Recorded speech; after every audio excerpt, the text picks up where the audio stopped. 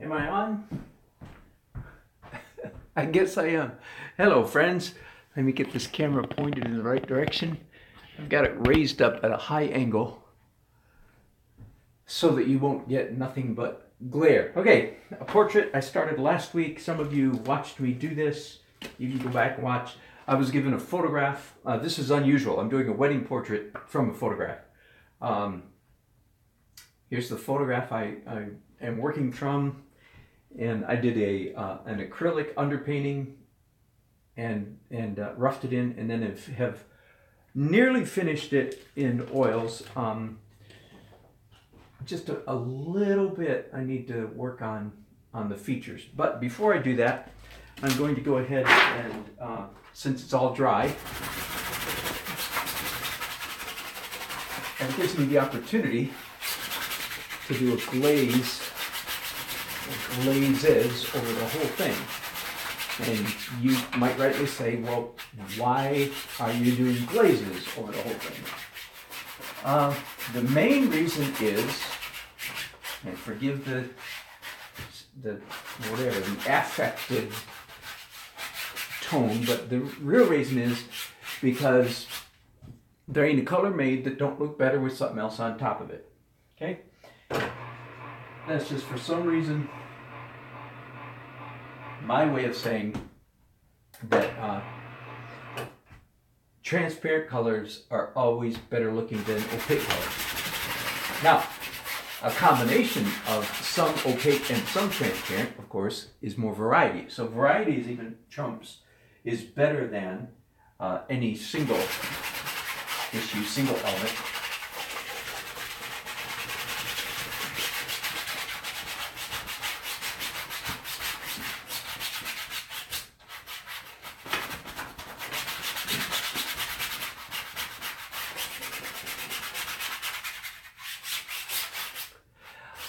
Interesting phenomenon here.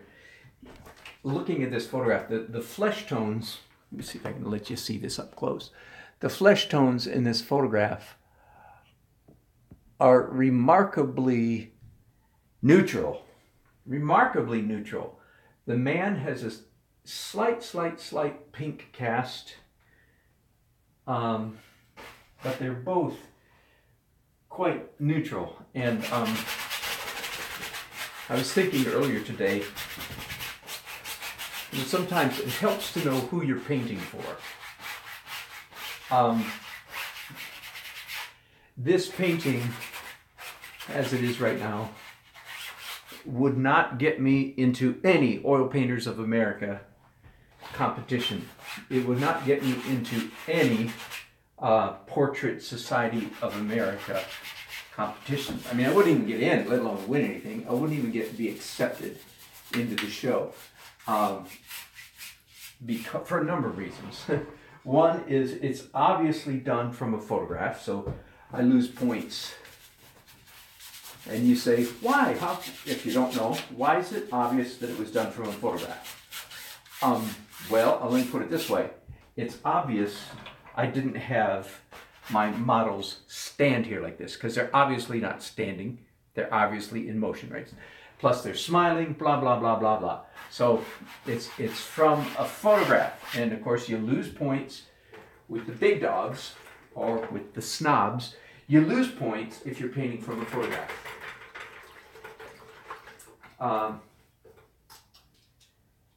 And in a way I understand that, but anyway. But I'm not painting for the snobs. I'm painting for a client. Huge difference. I'm being paid. I'm not being paid $20,000 like some of those people might be for their portraits. I'm not that level in portraiture yet, and I know it. So, but the other reason I wouldn't get in with the snob crew, and I say that with affection, because sure, I'd like to be good enough to get into that group, and I'm not even good enough yet. But the other reason is simply because the portraits are so muted in tone. I'll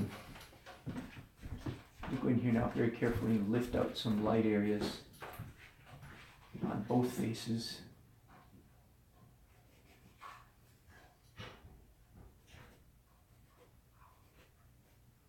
And the third reason, which is related to what I was just talking about a few minutes ago, that I would not get into one of the hoity-toity fancy portrait, is because the flesh tones, although they're very believable, I think they're good flesh tones, they're very neutral.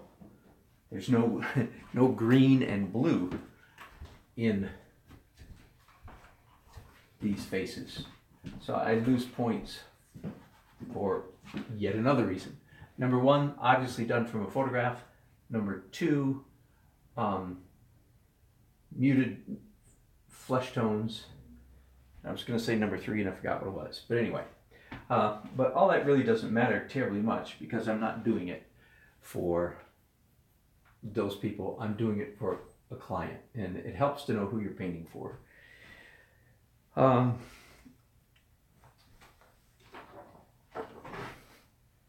Here's one of my references.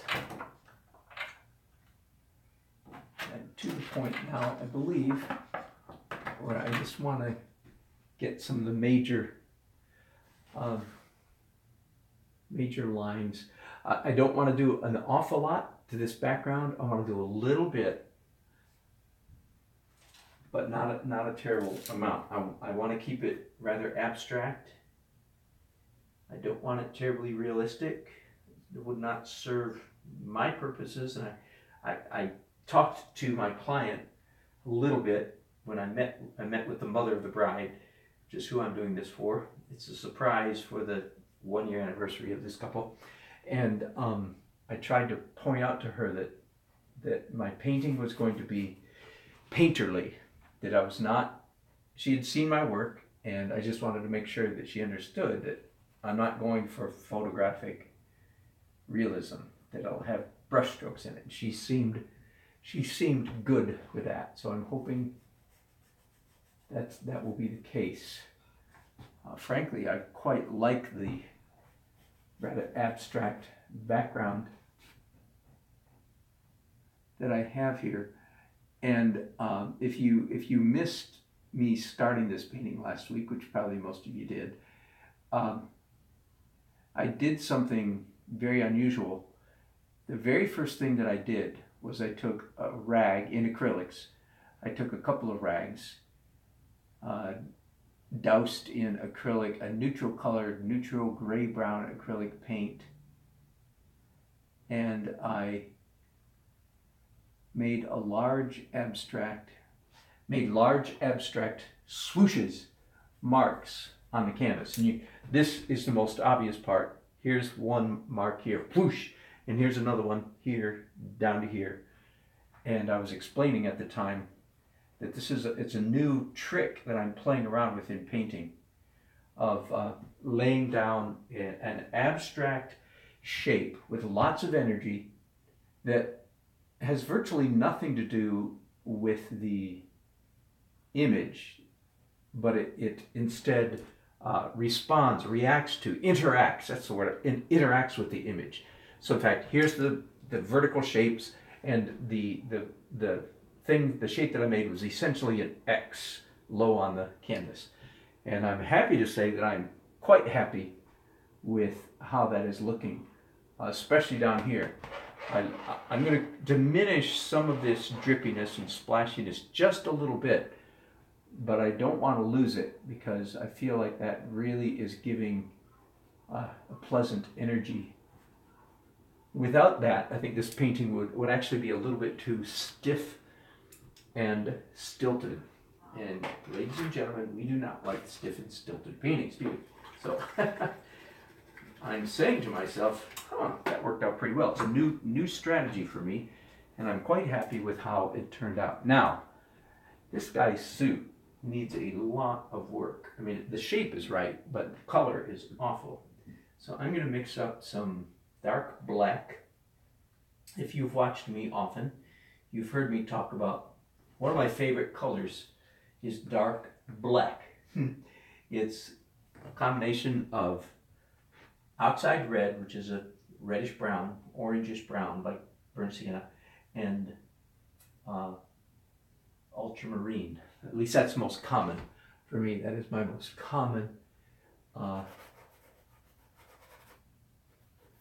recipe for dark black. And I'm being kind of funny, of course. It's dark black, but it isn't quite black. It's black, B-L-E-C-K.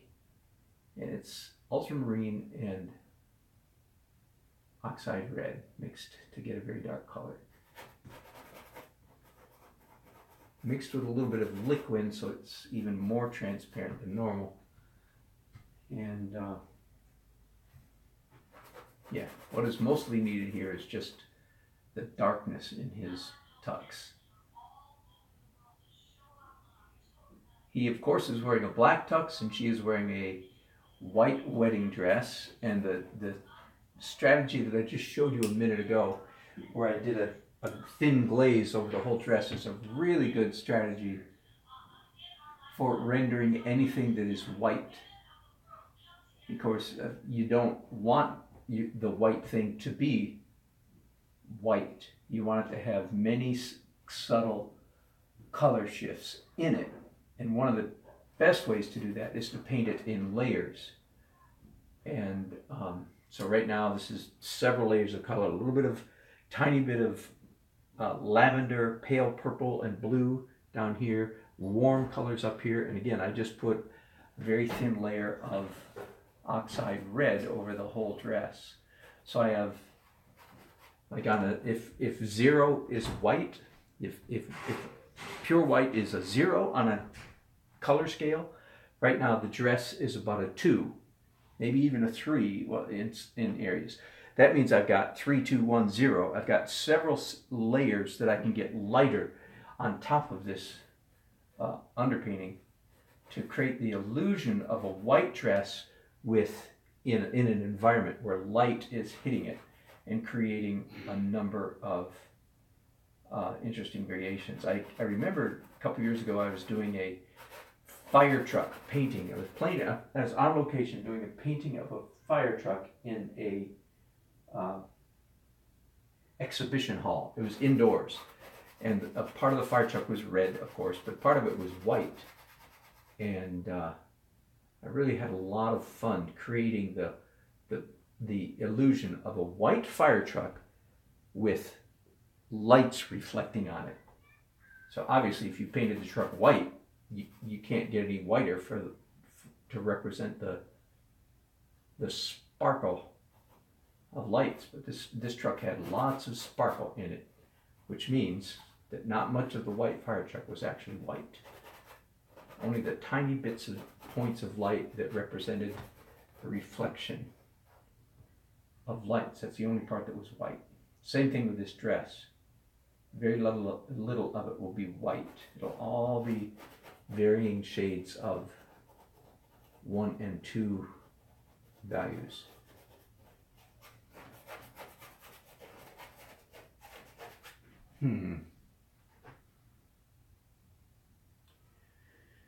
Still not terribly happy with that. I'm going to mess myself here a little bit. Mess with and I added a little bit of yellow ochre to this dark. It means I'm going to add some purple to counteract the yellow. And because I want this layer to be slightly opaque, what I just put on there was very transparent, and it didn't cover up as much as I wanted. So what I'm doing now is slightly opaque. Of course, it means translucent. And I'm going to play around with a mop a little bit, see if I can get this stuff to smooth out.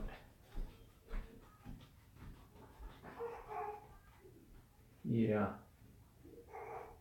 I don't paint with a mop very often. Well, this is the second time in a week that I've used it. That's unusual.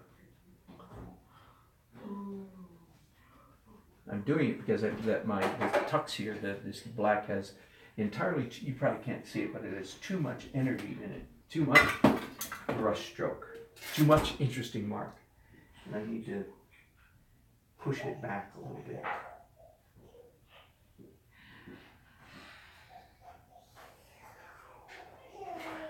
mixing more dark black, but with a tiny bit of white now in it. Again, just to make it a little bit more opaque. This, by the way, is a case where it would be much easier to paint this tux from life than it is. Let me show you the photograph again.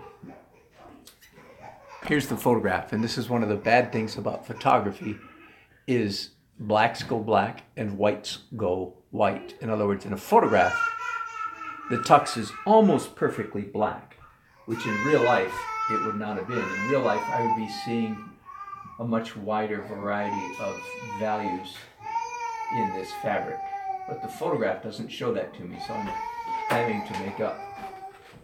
I have a grandson just woke up, as you can hear. So I hope you like the sounds of family life. Okay, I'm gonna save those black brushes. We torture our kids around here just for fun. Keeps things exciting, you know. I'm gonna keep working on the tux for just a little while. So I'm gonna mix a bunch of white with this dark mixture and some blue, ultramarine blue. So I'm trying to mix up a very, very dark blue. Right? Lots of blue, a little bit of purple, a little bit more purple, a little bit oxide red. Okay. Let's see what that looks like.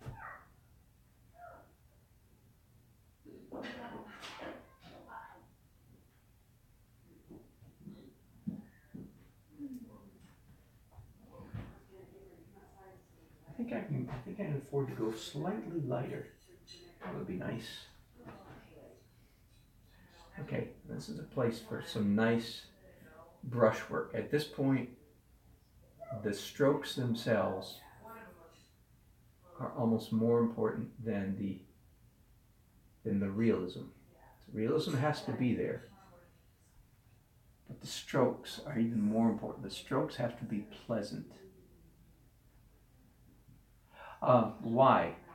As you proceed toward the end of your painting and you're doing later and later layers, which means you're painting with generally lighter tones, which, believe it or not, this is a lighter tone, right? Because it's lighter than what's there. You're painting with lighter tones and you're painting, that means with opaque tones. These brush strokes are the ones that show up the most in the final painting. So it's paramount that they be pleasant marks. They really will have an impact on the final look of the painting.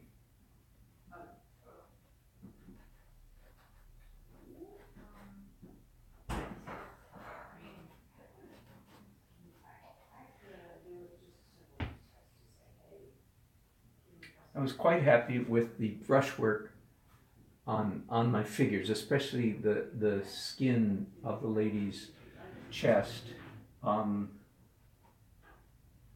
The brushwork there is fairly active, not crazy. Again, I don't think that's what my client wants. They want it fairly realistic, which it is, but the brushwork is happily, I think, not overworked, and looks very much like, you know, what's the name of this? There's a French name, and I forget, for this part of a woman's anatomy. Chest up. Somebody tell me what the name of that is. It's a French word. I forget what it is.